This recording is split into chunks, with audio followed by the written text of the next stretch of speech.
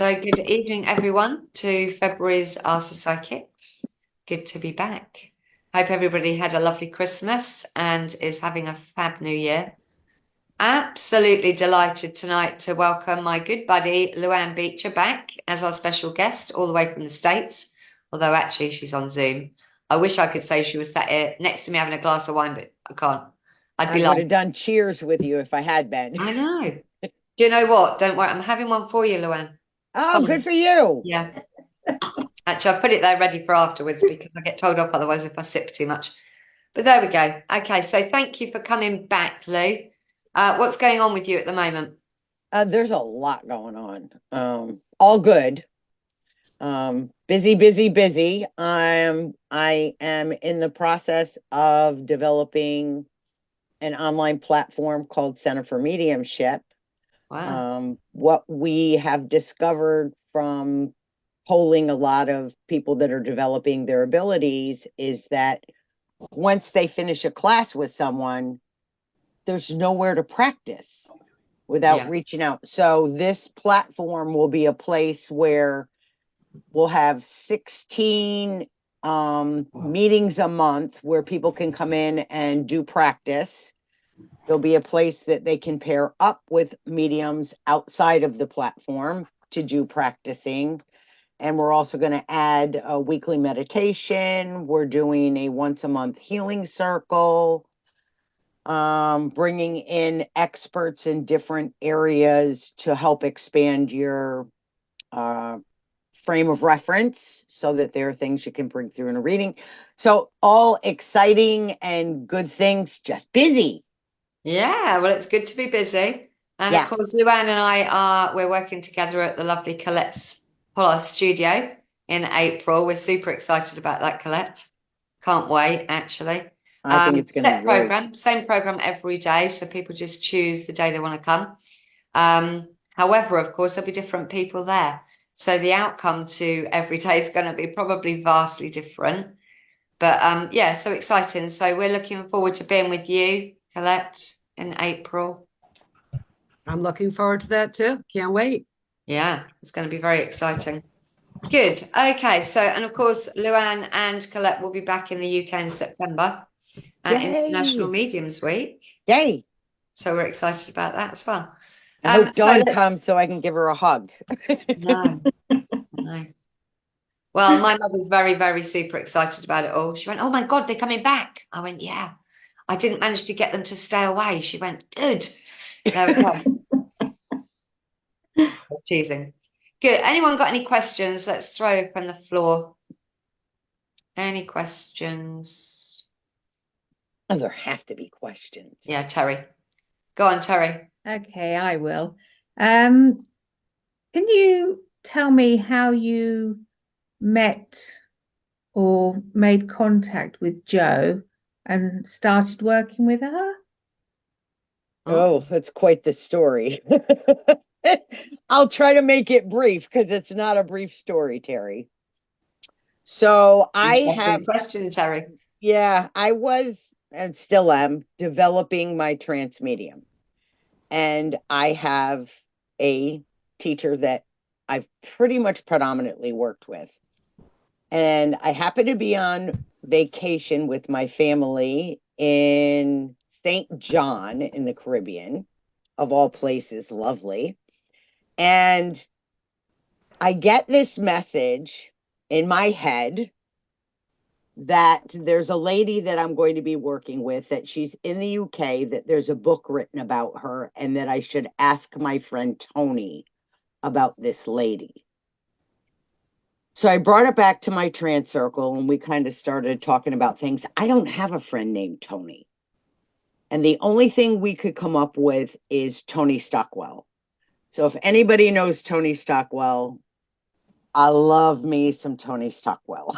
I absolutely adore that man. I love taking his classes. Just anyway. So we said maybe the only person is Tony Stockwell. So several months, maybe 6 or 8 months after this, and I have no idea who I'm supposed to be looking for, Jo randomly sends me a message on Facebook and says, "Hi, I'm Joe Bradley. I was wondering if you would know of any places in the United States that would be available for me to come and offer classes."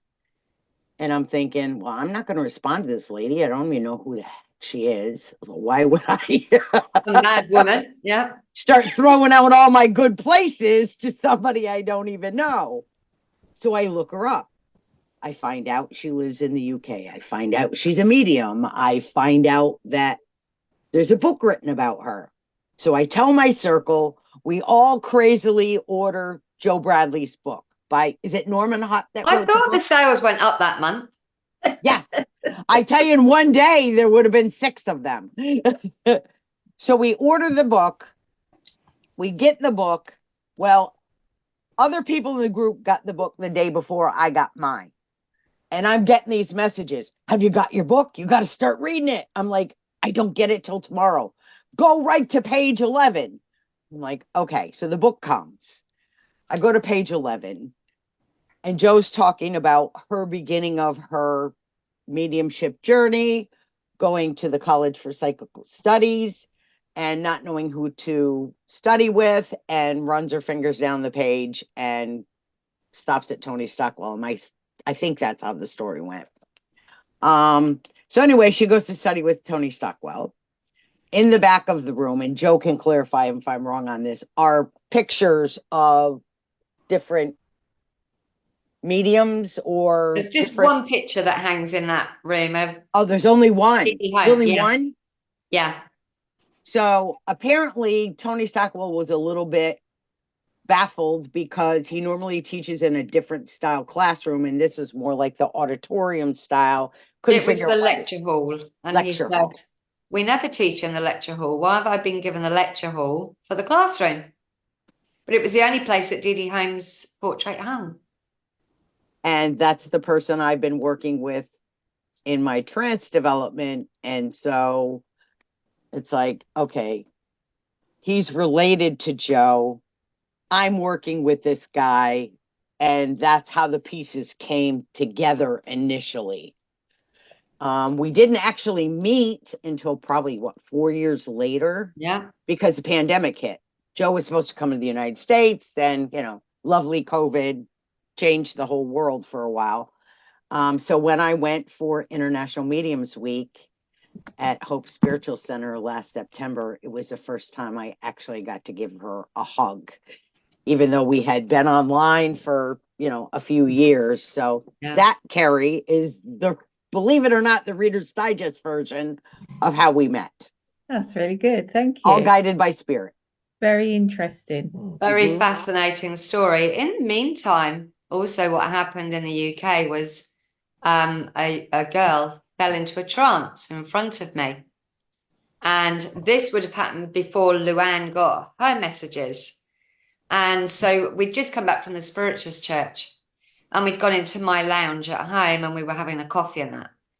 And one of the girls started to giggle uncontrollably, hysterically giggling, tears rolling down her face. And we're all looking at her like, oh God, she's lost the plot. Oh, what's going on with her? And I remember looking at her going, are you all right? What's the matter with you? What are you laughing at? Because there was nothing to trigger it, you see. And she kept saying through her giggles and her tears, you don't know. You don't know. And I'm like, correct. I haven't got a clue what you're laughing at. I haven't got a clue, And with that, she fell into this deep trance. The poor girl was not even a medium. She liked to go to the Spiritualist Church, but she didn't until that point have any spiritual gifts that had surfaced. And the poor girl fell into a trance, and Dan came through and spoke to me at length. And spoke about me meeting someone from across the pond. Well, to us, Terry, across the pond is America. And of course, then I make contact with Lou Ann, and all of the bits that came, in that trance session, it's all come to fruition as Lou Ann's did with, meeting me. So it was such a crazy story, and it was taking part, in 2 very separate countries. in slightly different time frames. So I'm a believer that everything has to have the right timing, doesn't it? Mhm. So yeah, a bit crazy. It was like, this is just bizarre. So yeah. But wonderful, because once we finally got to meet and hug and work together for a week, I felt like I'd known her forever, and I probably have. Yeah. Yeah, it was a very, very strong bond, wasn't it? You Hmm. know, the moment. Karen, have you got your hand up? Yeah, I just wanted to say when somebody says to me, what does synchronicity mean? That story just, there's so Absolutely. many synchronicities in that story. It's Yeah. unbelievable. Yeah. It's amazing. Absolutely. And we could Luann, talk. Luann, could I ask you, Mhm. please, because I've never met you before, Sure. would you just give us a brief, your history, your journey, how you got Ay, into ay, all of ay. this? So I've been developing, because I don't think we ever finish developing. I think we're always learning, growing, developing for over 25 years. And in the late 90s, there was a woman here from England. Again, the English just they flock to me. That was a medium, and that she was offering readings for $60 for an hour, which in the 90s, $60 US dollars was a good chunk, not ridiculous, but a good chunk of money. And I thought, this is the stupidest thing I've ever heard of in my life, that somebody's going to sit there and talk to my dead people. So I took my wedding ring off. I dressed like a bag lady. I wasn't going to give her any clues of anything. And I went to prove this lady as a fake and a fraud.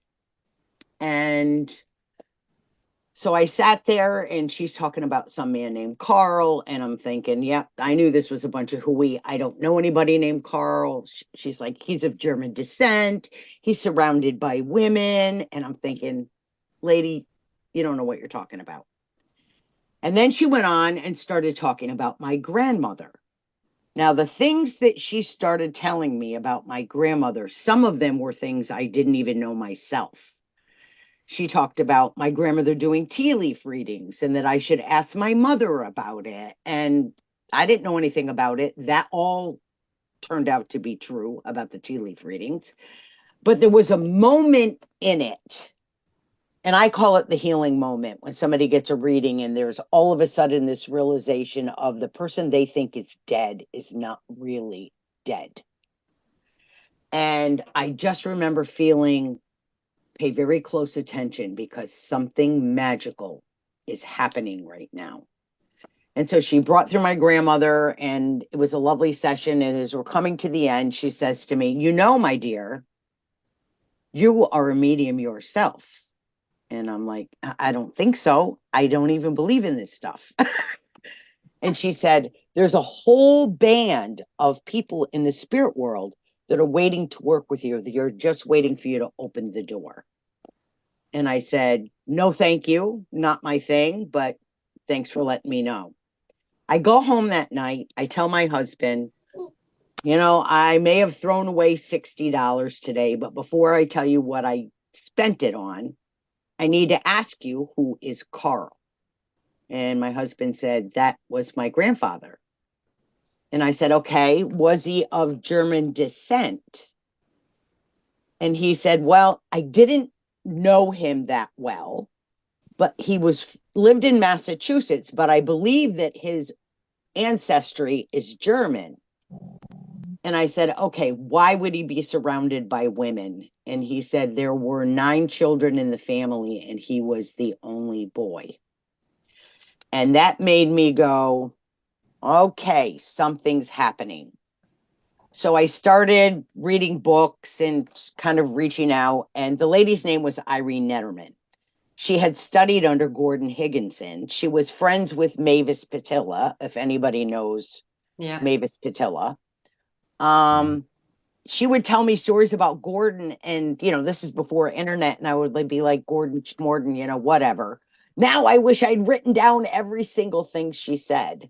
But she came back to the United States the next year, and she said, "Are you ready to open the door?" And I said, "Well, I wanted to just open it to connect with my own people, not to like do it for other people." And she said, "My dear, the door is either open or it's closed. And if you open the door, you don't know where it's going to lead you." And that's the beginning of my journey, years ago in the 90s. So hopefully that gives you a little idea of how I got started. I had Thank no you. intention. Lou Ann is a wonderful tutor like yourself, Karen. She teaches Yeah. trance, mediumship.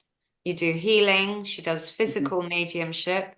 In fact, during International Mediums Week, Lou Ann and I both sat together in the cabinet for Dan Oh, wow. because he asked us to.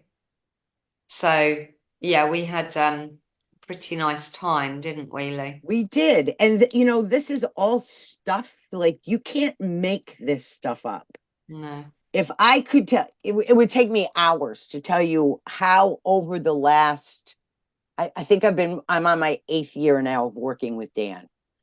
And I'm not allowed to read anything about him because he said, "I want to bring you the evidence and then you look it up and find the truth to it." And there are so many things about his life where they've crossed my life, places he's lived. The person that wrote the introduction to his book is from the same town that my dad worked in. They worked in the same business. My dad, this is, 150 years later. And this man that wrote the introduction to Dan's book is buried in the same cemetery as my in-laws. Dan shares a birthday with my mother, and his date of passing is my mother-in-law's birthday. I mean, there's just So many so many synchronicities. things. Yeah. And, things for me that go back to when I was a teenager. Yeah. And interestingly, my physical mediumship, when it first started, actually mirrored Dan's. For instance, manifested hands that would walk across the table that ended at the wrist. Etherealization is very much part of Dan's work as a physical medium. And of course, that's what we predominantly work on in our seance room. So, there are so many things that he really kind of puts his energy out there, doesn't he, Lou? He In does. the way that, psychic surgery. I mean, he didn't call it psychic surgery, but there was an incident in one of his books where I think a mother took her son to him and he was deaf. And so he just gently put his head on his shoulder and just sort of stroked his ear, and the boy's hearing came back. Straight away, he went, "I can hear." So, there are, I remember when he first started to come close to me and I went, "Who the hell are you?" That's what I said to him. "Who the hell are you? I'm having a meeting. What do you want?" He's very patient. He has to be, I suppose. Has to be with both of us. God. But I was told via Red Cloud, actually, many years ago, that the mediumship would be of the old days, so the type of phenomena that they had in the old days, but with a modern twist, not hidden away in darkness and blah, blah, blah, blah. So it's actually quite nice to see one of the pioneers of spiritualism so active still in spiritualism and still devoting his time to, his love of physical and trance. That's cool. It's very cool.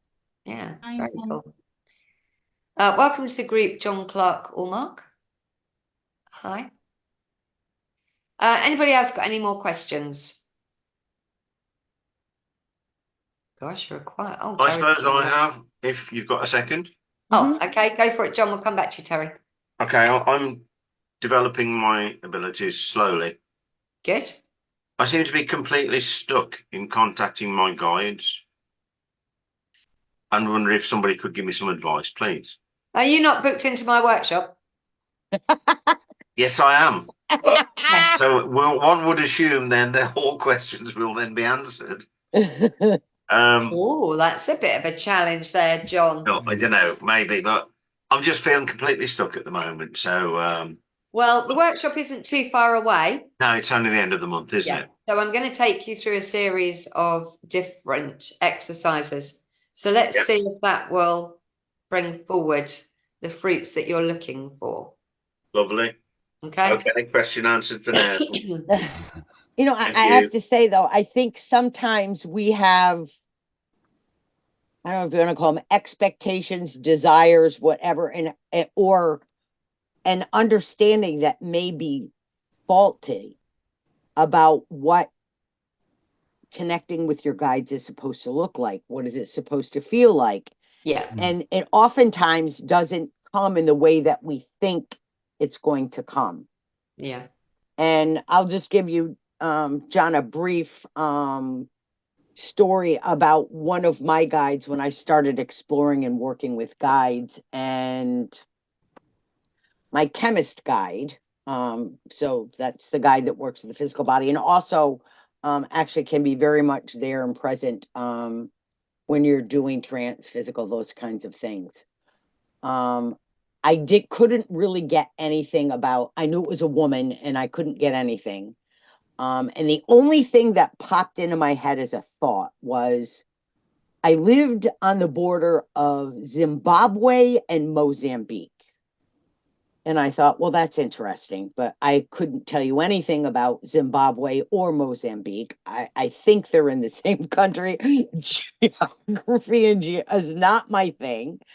And so afterwards, I looked it up. And sure enough, Zimbabwe and Mozambique share a border.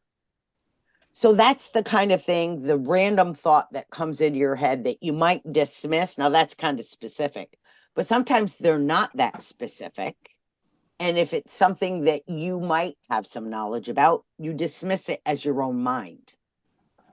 And so you have to kind of get in that place of this is a possibility that this is coming from spirit and not my mind making up some kind of a story.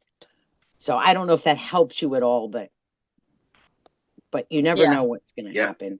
I think some people, John, and I agree with Lou Ann, some people's expectations of a connection with the guides is them stepping out in front of you and going, "Hello, I'm David." Right. You know? And some people do have that expectation. Sometimes, you know, it can be like that. I'm not going to lie. If you're clairaudient, it's slightly easier. I'm clairaudient, so maybe I've cheated. I don't know. Who knows? So it's very dependent on you being able to fine tune so that, you know, you're fine tuned in the right particular area. So as soon as the guide comes in, you'll recognize it and you're like, who's that? You feel the change straight away. So I'll be going through a few little techniques during that 2-hour workshop that we're doing. And hopefully at the end of it, you'll be able to come back onto Ask the Psychics and say, I met my guide. I know who it is. Lovely. Okay? Thanks. You're welcome. Terry. It'll happen. It'll happen. Yeah, it will. Lou Ann, you said that you done healing. What sort of healing do you do?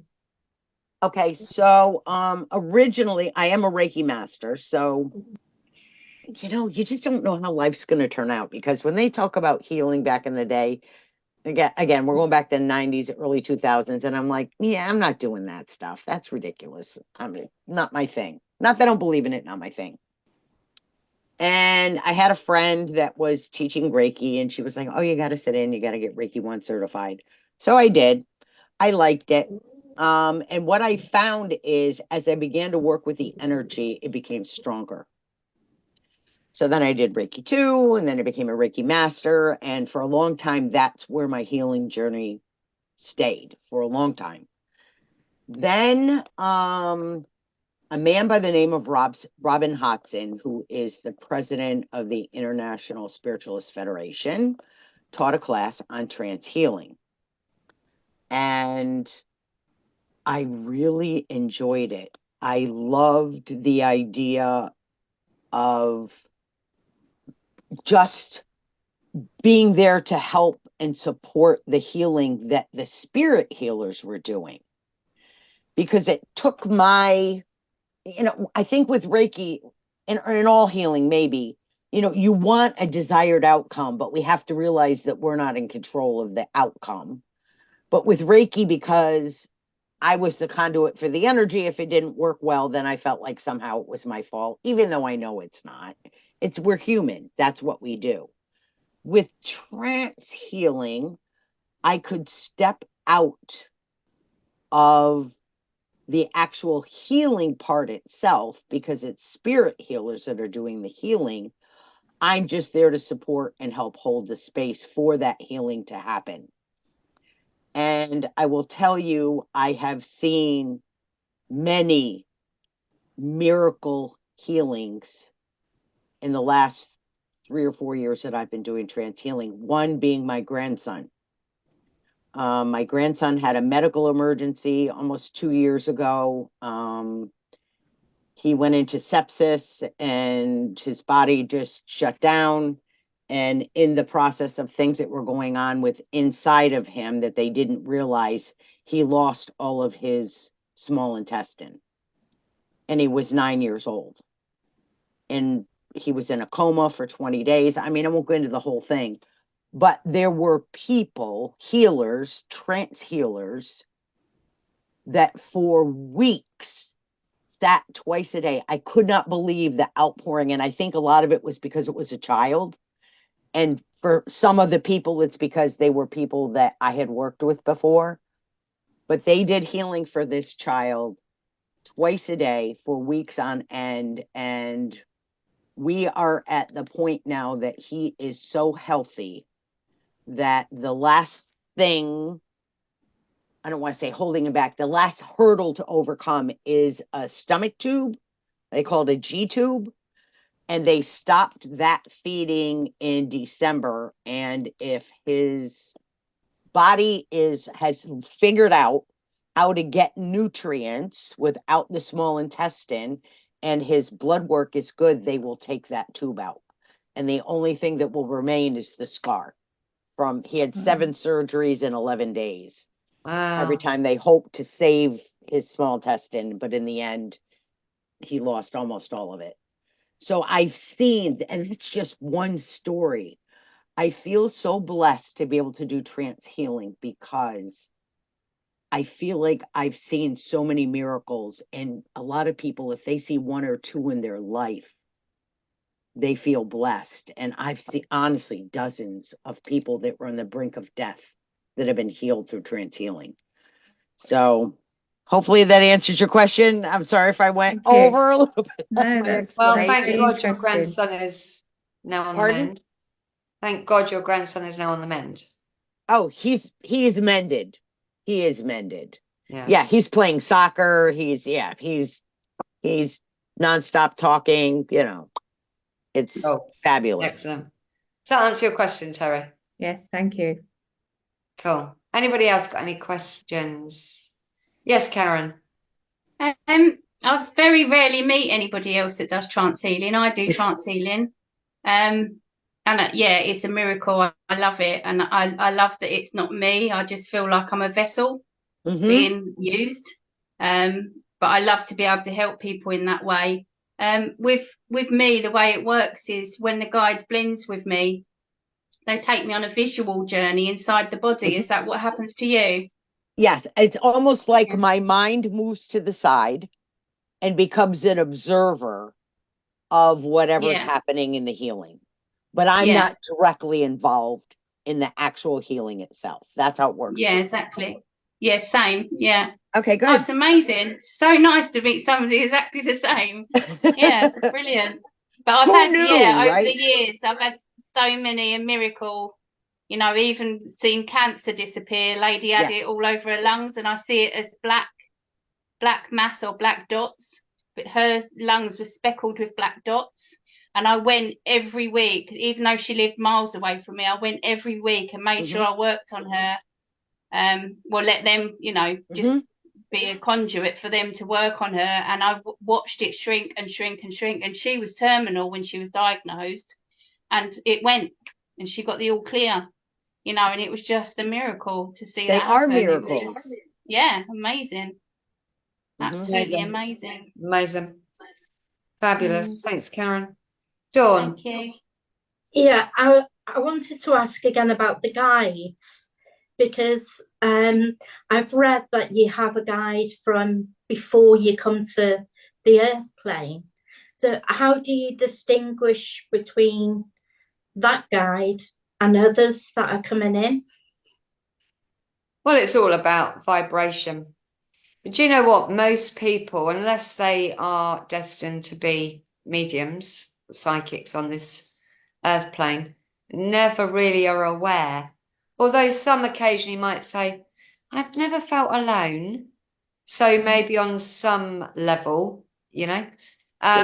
But the main guide that tends to come, it's almost like we agree who's going to be doing the journey with us.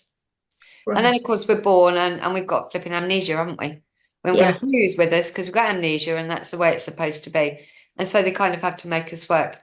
But most people will sense the vibration of the guides. It does require a lot of trust, though, as well.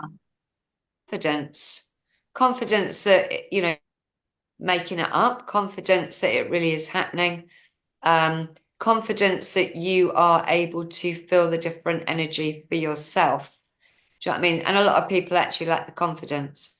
A lot of people also are so self-absorbed in their own lives, they can't see further than the end of their nose. Yeah. And so it can be difficult. Yeah. I don't think there's any right or wrong way in how you would do that, Dawn, because we're all unique. We'll connect differently. All the guides work differently. So you have to find your way. Yeah. But you're on the psychic development retreat. I'm pretty sure that your tutor will be working on that. Okay, thank you. I know my healing guide, you know, the psychic surgeon, but I don't know the one that I made a contract with. Well, you're working a lot, aren't you, with the psychic surgeon? Yes. And you've got used to the vibration. So that's why you know that guide. Yeah. But the best way really is to go into meditation. And before you go in, say, I want to meet my gatekeeper, please. We tend to call the main guide the gatekeeper. Yes. That's the big dude who's in charge, who decides which other guides are going to come in and work with you. Okay. Okay. So, you know, just set your intention and just say, I want to feel you. I want to know who you are. I want to build a rapport with you. Yeah. Okay. Yeah. Thank you. Try it. I will. Oh. Any other questions? John, I'm a little bit surprised with you. Oh, he's got his finger up. Go for it, John. You normally have 50,000 questions, John. I do, and I have here. One as I want. Oh, he's got a list now, Lou Ann. Yeah, Brace come on, yourself. you're just after sparking my interest here. You're a psychic surgeon, but anyway, I'll get to you in a minute, Dawn. Lou Ann, I think that I probably know the answer to it, but when you do go work with people that need healing, you know, terminal, unfortunate people, do you have a sense right at the start the outcome, or do you just work with them and don't? I do not. And I will tell you, since COVID, most of them, what I'm doing is online now. So I had to learn how to work in that way and not be in the physical presence of the person. I don't get a sense, and this is why, John, when I am doing healing or offering healing or whatever word you want to call it for someone, my job is to see that person as completely healed and whole. I don't look at the illness. I don't allow the illness to define who that person is.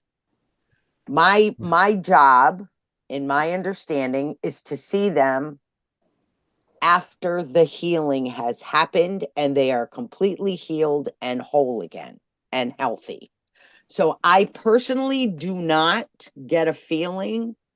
I'm trying to think, have I ever, now you've made me think, have I ever had a feeling about somebody? I will say one time was a 5-year-old girl that had cancer, and their decision was made to stop any physical treatment of her and to allow her to pass. And kind of the way that I see it is you have a physical team, doctors here on earth, and a spiritual team that can work together. And sometimes a symptom that can manifest from a spiritual healing can look detrimental to the physical doctors. And let me give you an example. When my grandson Caleb was sick, he spiked a fever. So the automatic assumption was, oh my gosh, he has an infection. And so they started him on 3 different antibiotics. They did some kind of blood culture that took 2 days for the results to come back. In those healing groups, one of the men was a shaman, and he said, perhaps spirit had to raise his body temperature in order to bring about whatever healing they were doing. When the blood test came back 2 days later, he had no infection. So that's kind of how it can work when they work together. But, from the physical side, it doesn't always, the symptoms can look detrimental when they really aren't. But which gets me totally off track. But in that one little girl, I felt like spirit was doing all the work and there was nothing coming from the physical side of it, which is not my place to make that judgment. Sometimes we have our own feelings that whether we should feel them or not. Okay. But yeah, generally I don't look at the illness. I only look at the person and I see them as healthy and completely healed. So thanks for the question. You're welcome. Just one question for Dawn. So, psychic surgeon. Yeah. I mean, I'm starting to read up on it as well. So we have Lou Ann, who does trance healing. So what is it you do, Dawn, in layman's terms? What's the difference? What is the similarities? I'm a conduit for spirit to work through me. And what I can feel is the guide come in and blend with me. And then I am shown the body parts, the innards and everything. And they kind of light up for me in a gold beam. That's what I can see. The people that I've worked on, they can feel different things within their body, as if the surgeon is actually doing the work. And all I've done is okay, I'm going to clear this up. I'm going to clear this up. Okay, right. Dawn is developing as a psychic surgeon, John. A little bit unfair for you to throw the question towards her because she's not on the panel and she's only developing the gift. Okay. So I will give you a very brief outline if it's all right with Dawn. Yeah. Right. So Dawn and Mark came to a seance at my house a year ago, something like that. And during that seance, one of the guides took hold of Dawn and told her that she has the ability to be used for psychic surgery. Now, what Dawn is forgetting to omit to tell you, which is misleading, and it will mislead everybody else in the group, no disrespect, Dawn, but the use of ectoplasm with psychic surgery. It is very different form of healing again. So I know that Terry Breeze might be able to answer this. Recently, I had contact from someone who said they were a psychic surgeon. And so I was very excited because, I do that work. And then this person said to me, oh yeah, I'm a Reiki. I do it through Reiki. I don't know whether psychic surgery through Reiki is a valid term. Is it, Terry? No, it's not. Reiki is Reiki. Yeah. Okay. But this lady, I don't know where she'd done her training, but this lady said to me, oh, I do psychic surgery too, but it's through Reiki. And I said, actually, it's not really the same term. psychic surgery, if you look up the Philippines, it's very, very big in the Philippines, where seemingly surgeons can, using their fingertips, go within inside the body, almost make a cut, remove cancerous lumps from the body, and then just, the skin will heal. Fortunately for me, and I know it will be with Dawn, although they will manifest surgeons' hands and the fingers disappear through mine into the body, they're not actually pulling things around and slamming things into buckets, which is just as well, because I would be vomiting, because I can't stand anything like that, right? But I remember many years ago, going back to the College of Psychic Studies, there was a very well-known tutor at this college when I was there working under Tony Stockwell. And she came up to me one day and she went, "Oh, my God, my darling, I have to tell you, you're going to be used as a psychic surgeon." No idea. Didn't know what the hell she was talking about. Was just getting my head around the fact that Tony's told me I'm a physical medium and there's all of this madness going on. And I said, "I have no idea what you're talking about." And she said, "Well, you're going to pick up a pair of scissors one day and you're going to cut into someone's stomach and remove cancer." And I went, "Whoa, too much, too much. No, I'm out of here. You've all lost the plot." But traditionally, that's how it was perceived. Modern day psychic surgeons, though, knowing that we would likely be sued if we cut into someone's belly with a pair of scissors, actually will manifest using ectoplasm, surgeon's hands. So Dawn's kind of missed that detail out, but that's because she's still learning her trade. Okay. Yeah. Sorry, Dawn. No, that's okay. Yeah. Sorry, I didn't want to disturb the rotation here, but it's interesting. We got the answer. Yeah, very well done. And thank you, Lou, for the answer. You're welcome. Thanks for asking. Anybody else got any questions? Yes, Terry. Okay, so on the state of psychic surgery, Oh God. can you do it from a distance? I have once successfully. I think it depends on the level of work that is needed. But I would also have to say that in person, because it really requires, with my own psychic surgery, it really requires me touching my patient, the transfer. Distant healing is wonderful. And of course, you can hold a physical seance online, and the distance from that respect doesn't dampen it too much. But you will never get so much success unless you are physically in the room with someone. Thank you. Does that make sense? Yeah, so firing the same question then to Lou Ann, with trance, is there a big difference between, because you said you've done it online as well, is there a big difference between success and what you get online as if you're doing it in person? I will say the majority of what I have done has been online, because I'm part of a group that meets, well, there's different groups that meet each week. I go to two of them. One is that I facilitate in the morning on Fridays, which is online really early in the morning. There's another experimental group on another night that my grandson Caleb is a part of, that the intention is to see if the spirit world can regenerate his small intestine that he does not have. And we have no idea. It's all an experiment.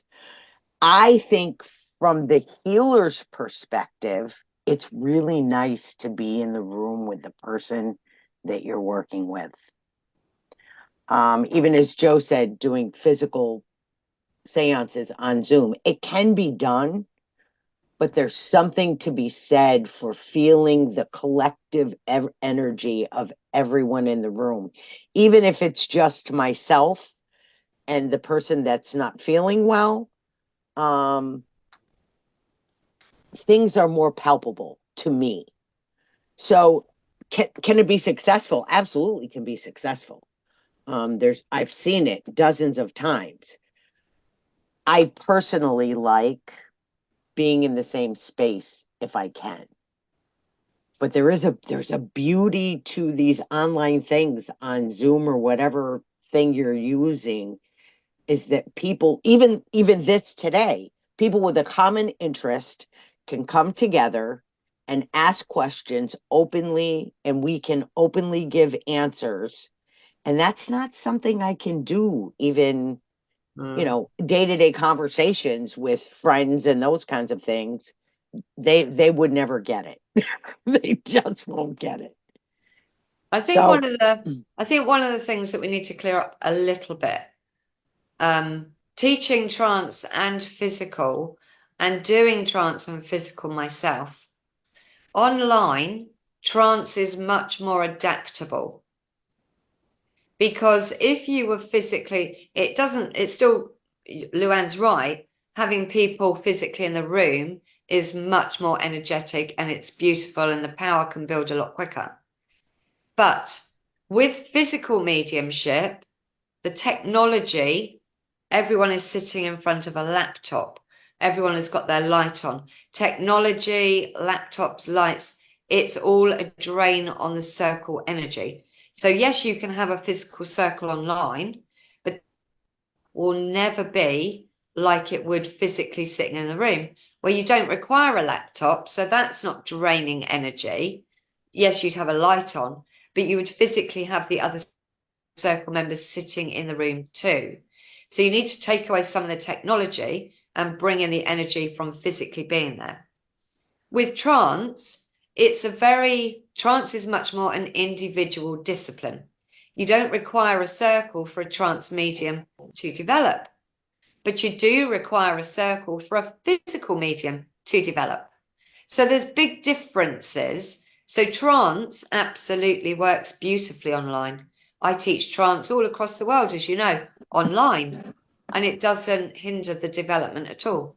The other thing, of course, physical, well, if you haven't got the camera pointed at the right person online, they miss it. Whereas with trance, it's just focused on the one student.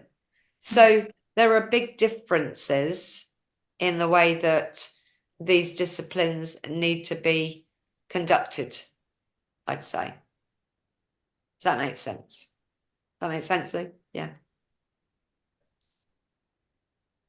Who have we lost? I thought they just Mark. We've lost Mark. shuffled. Oh, he's back. Yeah. Dog troubles. Okay. That makes sense, Terry? Yes, it does. Cool. Good.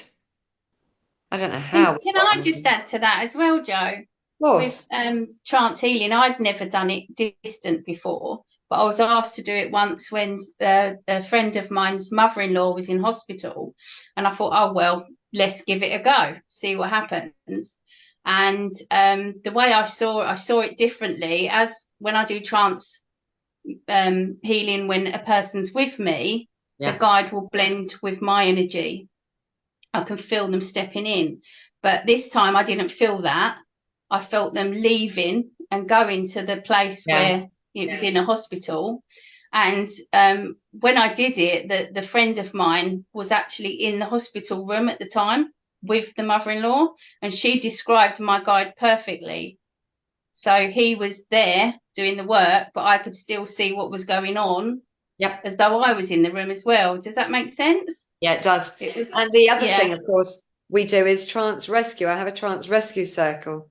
And the rescue work can actually work very similarly to your experience with the projection. It's, with the rescue work, the mediums are very much the anchor in this world, and the guides will latch to them, but then obviously they're going to the rescue. The medium will still get to see something at a distance, but energetically, trance, the distance isn't an issue. But with physical, yes, you can do it online, but it's never going to be the powerhouse that you would expect it to, or hope it to be, not expect it to be. And visually, you're going to miss an awful lot. Mm-hmm. So yeah. Interesting questions tonight, guys. I'm loving it, apart from the blood and the gall. Any other questions? Yeah, John and Terry. Let John go. Okay. Go on, John. Thank you. Thank you, Terry. Recently I met a man that says he's the seventh son of a seventh son. He's Irish in Ireland, and he has a big write-up about his abilities as a healer. But what we're discussing here tonight, my general sense is that he would scoff at all of the claims here.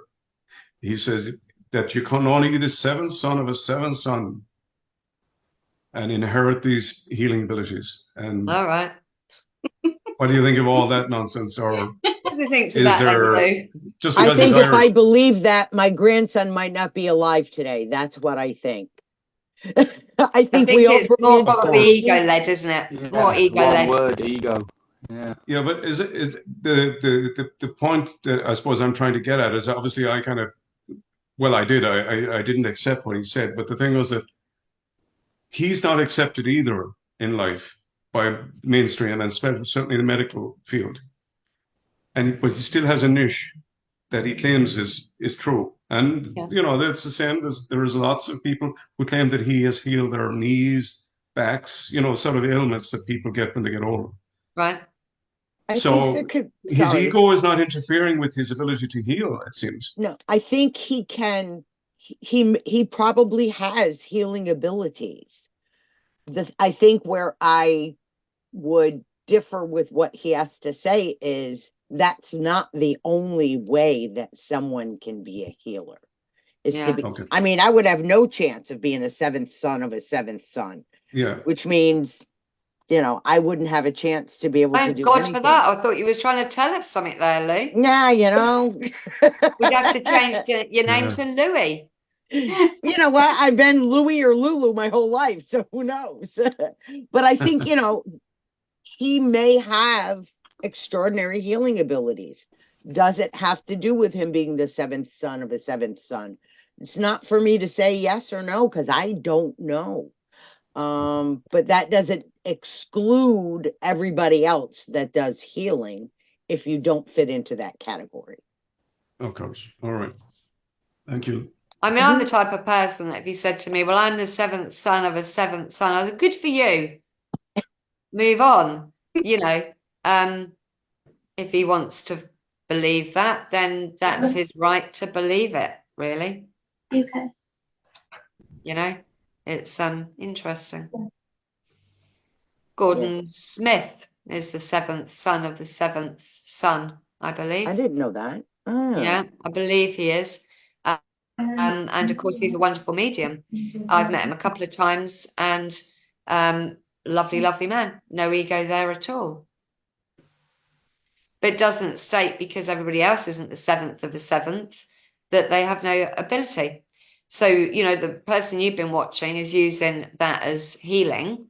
And incidentally, question for all the healers here, do you heal? Are you actually the healers? No. No. If we were the healers, then we're God. We are just the channels for the guides to heal through. But, people will literally, it's easier, isn't it, to say, I'm a healer. Much easier, because we understand what that means. It means that you're being used to bring healing.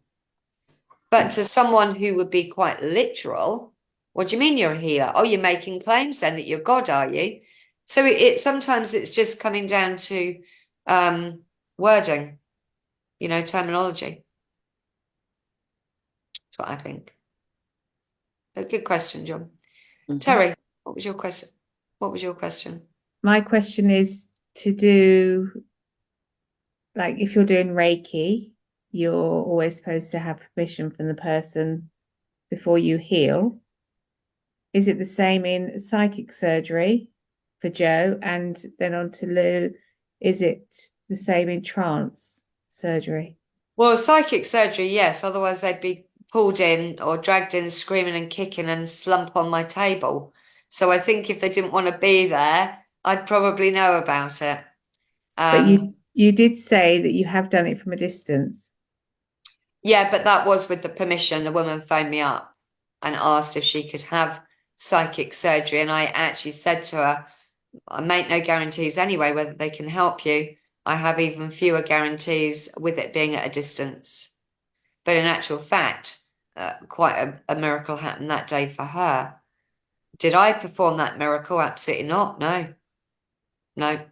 Whoever stepped forward, whichever surgeon stepped forward, did that for them. But yeah, but the majority of the time, I will see my clients in person because with my surgery, I only place my hands on the person. I'll scan them first and place my hands.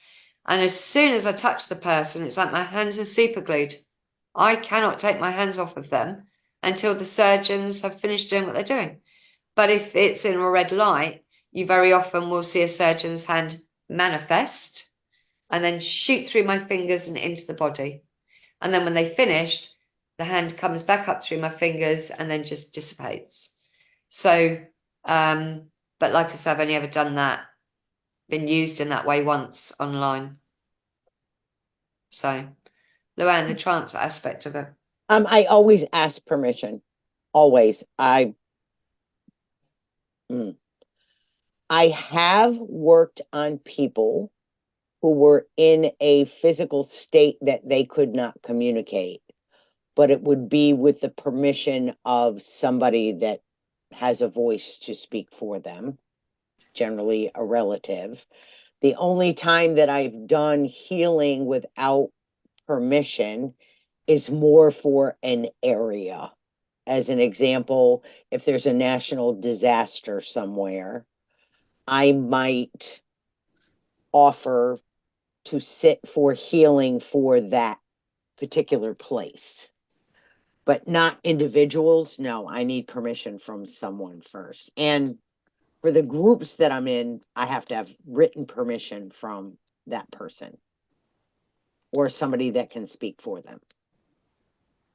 Thank you. What about you, Terry? Because you're a Reiki master teacher, aren't you? Yes. Well, with Reiki, you are supposed to have permission before you do it again, because some people don't want to be healed.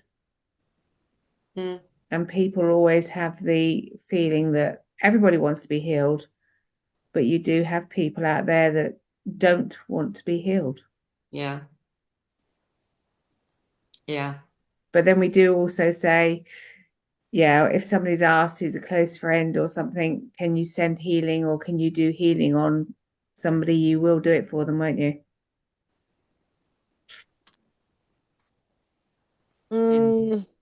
It has to be somebody that has some kind of true connection, that has basically, I can't think of another way to put it, but the right to request healing for that person. Yeah. It wouldn't be Fred Smith down the road. Can you give healing for so-and-so? It can't be, 3 houses down from me, a lady fell and broke her hip. And I say, hey, Terry, can you send, it would never be, I would never do for that. No. Yeah. Well, good questions. Cool. Any other questions? I can't believe an hour has already gone by. I know. Any other questions? They're all questioned out, Lou Ann. I know. John's got another question. That's only 3 questions, so go for it, John. We're not counting, John. Well, I mean, it sounds so amazing here, Lou and Dawn and Terry and Joe and everybody else here. I mean, it just to me, how does it make you feel that you have this knowledge and you get this experience? I'm just trying to get a sense myself what it feels like to be a healer of that capacity. Who's that question to, Lou Ann? And everybody. I said Lou, Terry. For me, I don't think about what I know or the knowledge that I have. What amazes me, to be honest with you, is to come to things like this, where people have open questions, and I actually have an answer that I can give to it. that's because I was nervous coming in today. Like, what if they ask questions and I don't know the answers? Like, I couldn't have answered anything about psychic surgery because that's not my thing. But it's a good reminder for me to, like, don't be afraid, just go out there, because maybe one thing that I've said today will be a valuable information to even just one person. It's worth it. So yeah, I'm thrilled that I was able to come on and I actually could answer the question. So thanks for asking. Yay. Yeah. I think you'll notice, John, particularly with me, because obviously you and I work together. A lot of the times people will ask me a question in my groups, and sometimes there is no right or wrong answer. So very often I will actually not deflect it, but I will go, well, I'm not sure about that, but here's an experience. That's what happened. Kind of come to your own conclusion either way on it. Because, you know, not everything is black and white. In fact, a lot of it isn't black and white in what we do. And you have to feel something. Does that resonate with you? Does that feel right to me or not? And if it doesn't, you reject it and you ask the question again somewhere else. But we can only ever give our true experiences in order to try to answer a particular question, but without saying, you know, that's the answer. That's what happened, and that's how I dealt with it. And if that resonates with you, great. And if it doesn't, then just keep on seeking out the answers. That's what I would say. Thank you. Cool. Lovely jubbly. Are we done? Joe, what's going on? You're very quiet tonight. Too What's quiet. happened? Yeah, he's not normally this quiet. Just taking it all in, Joe. He's mesmerized by you, Yeah. Joe. Yeah, right.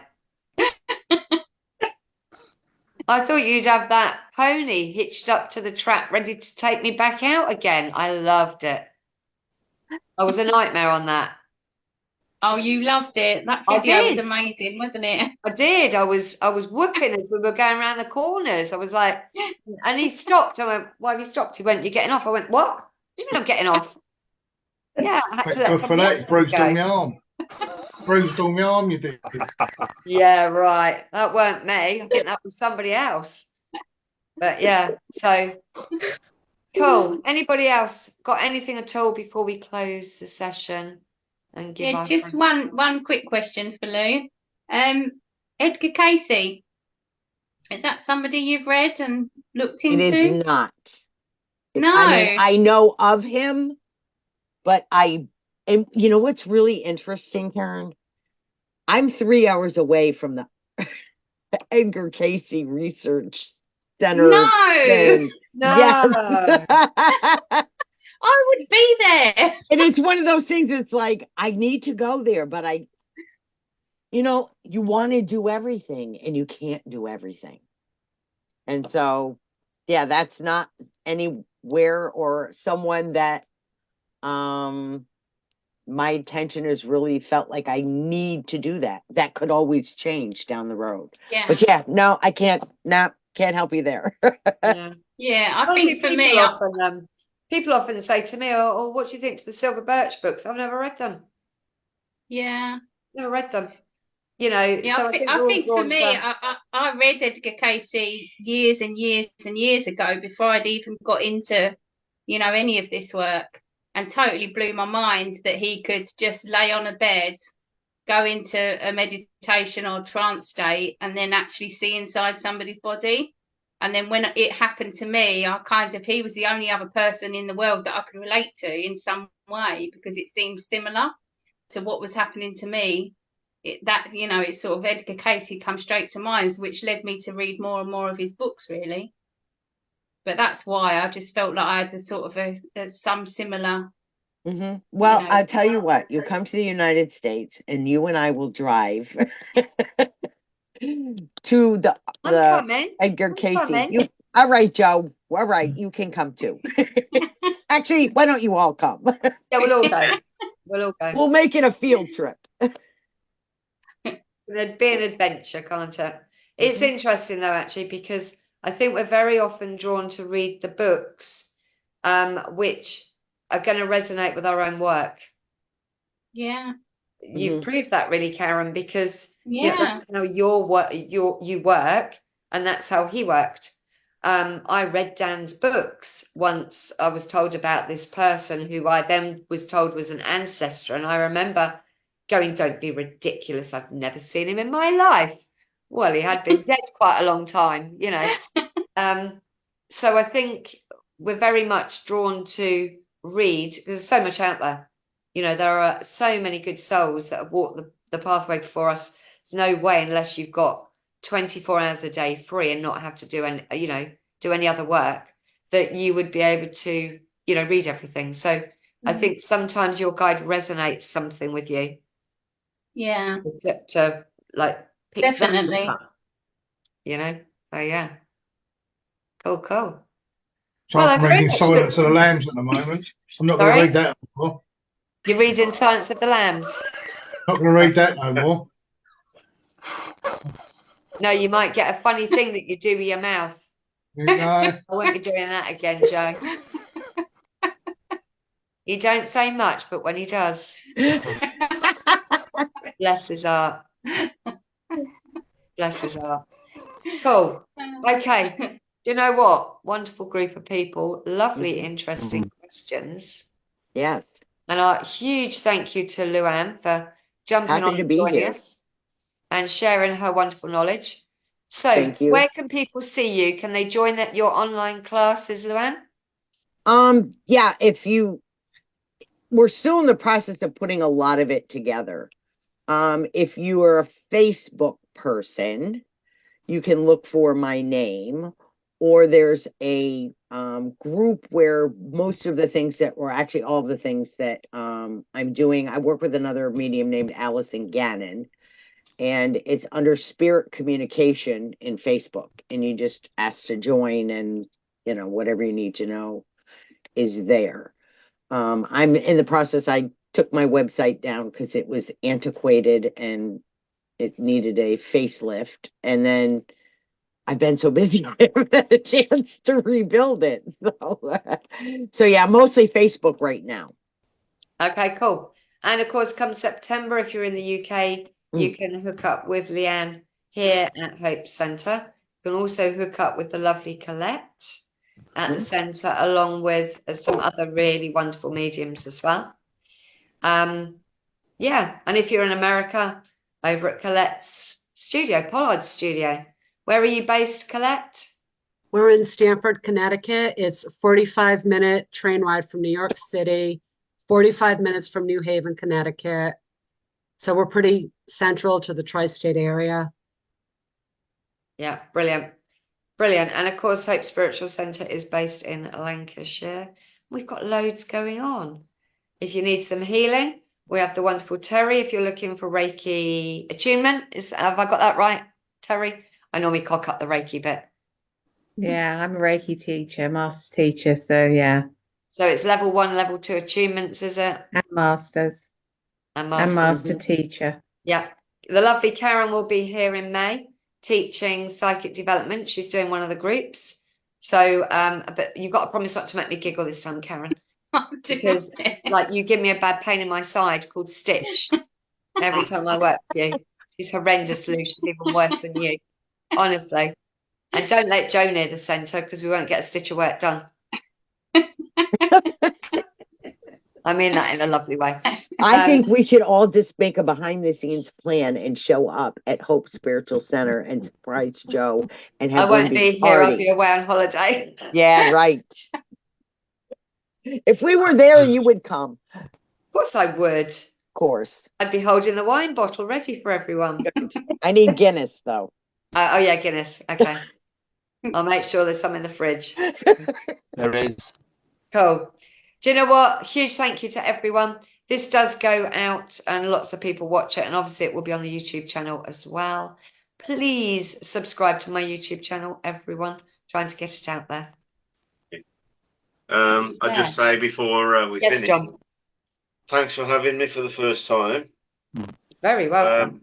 As always seems to happen when we have a group of people like this, halfway through my energy just vanishes. Oh. And it's just starting to come back now. Maybe you should be looking at joining us for the Psychic Development Weekend in May. Yeah, I'll have a look at that. I think you should, because we've got wonderful tutors that will be able to teach you how not to dribble. And then you won't have, you won't be losing your energy. Right, okay. I'll look at that definitely. Thank Because you. it's not nice, it's rude to dribble. And that's what you're doing. You're dribbling. Okay. I say it with love. He'll get used to my sense of humour. I'm sure. Okay. I'm joking, John. All right. You get used to my sense of humour, my love. I will. Yeah, but seriously, have a look at the May retreat because it'll probably really help you a lot, John. Okay, May. All right, I'll have a look at that Right. later. Yeah. Good. Okay, well, I'm going to, let me turn the recording Yeah, off. I'm glad you came on today, John. Thank you very much. Bye.